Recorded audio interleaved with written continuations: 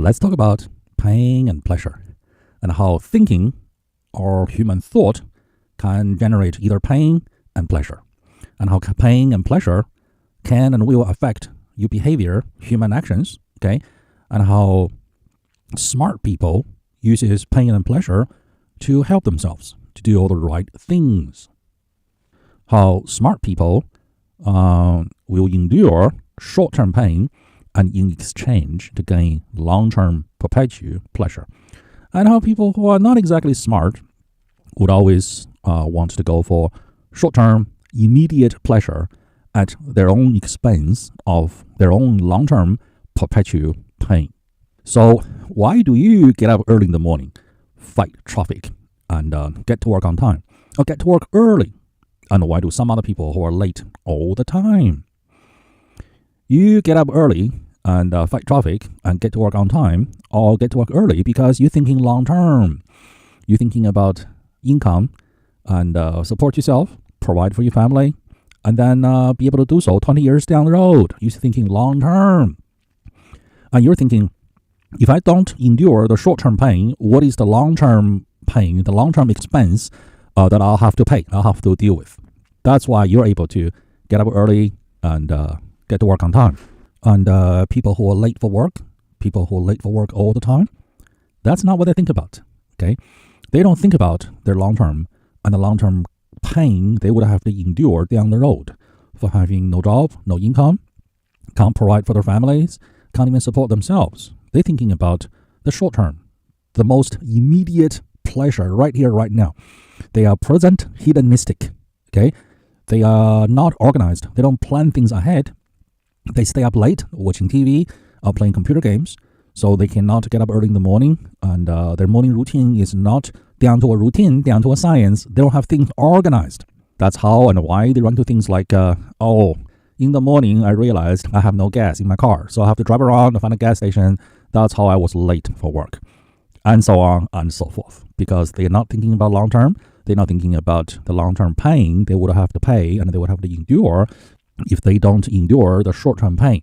And to them, it's short-term pain. But to people who do think ahead, they don't even view it as short-term pain. They view it as that's just the way it is. So again, there's difference in thinking. What about people who try to quit smoking? It's the same, okay? And I'm sure we have all heard stories about someone who wasn't trying to quit smoking, and then he was trying to quit smoking, and he tried to quit so many times. He quit quitting so many times until one day, someone very close to him, okay, someone who shares a lot of his DNA, was diagnosed with cancer or throat cancer, or suddenly passed away with cancer, okay, and that scared the crap out of them, and they quit smoking right there, without ever needing any kind of the help, okay, to help them to quit smoking. It appears to be sheer willpower, but no, it's just the fear that came from the understanding the impact, the real story of his very close relative who shares a lot of his DNA, who fell victim to cancer, who fell victim to smoking, and that really got to him, okay? So again, it's the understanding, the thought, the belief that creates the fear, the feeling, the emotion, and that generates the action, the behavior, which is stop smoking. They'll never pick up another cigarette. And I've heard stories, people would just put cigarette next to them, okay, and they can just not touch it. It's that strong of a feeling that can generate the kind of resistance. They look at the cigarettes, they see nothing but bad, and they're repulsed by it. Okay, I've also heard same story with eating. Okay, someone says every time he goes to that place, he would think of there's a fast food place next to that place, and they would go there and eat. And then finally, they reprogrammed their thinking. Every time they go to that place, they will think of that fast food place that's located in that place. And then instead of thinking the pleasure from eating that fast food, they start thinking about the health problems, the downside of eating that particular fast food, the downside to their health, to their own personal health. Okay. And then the health expenses, the pain and the suffering of being sick and not able to go to work, and not able to provide for their family and even support themselves. So they created this chain reaction of thoughts in their mind, okay? And it is that thought that will create the desired feeling in their body that is from longing for that fast food to running away from that fast food. Okay, and I've heard this also being used effectively to help people to quit drinking.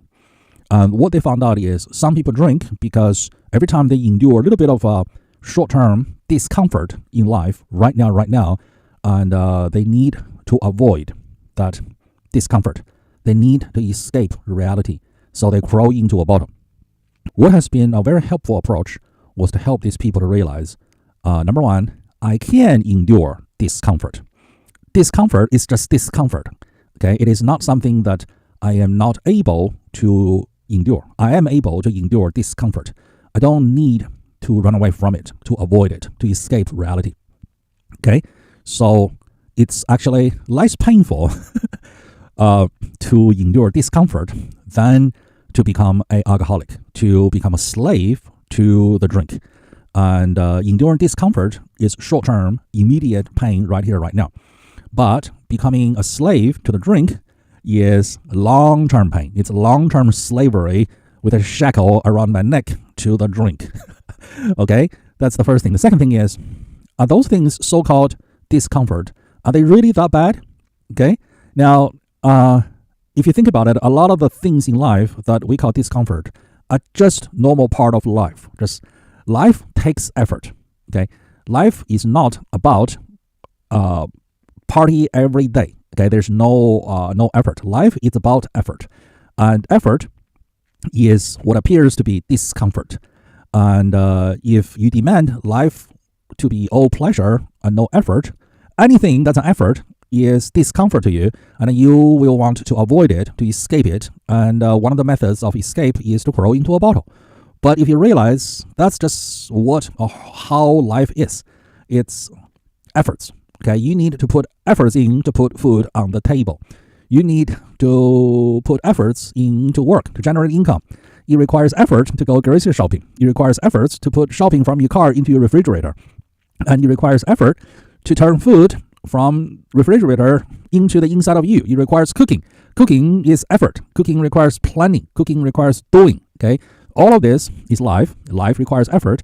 So effort is going to create what appears to be discomfort, and especially if you are exerting the effort for the first time.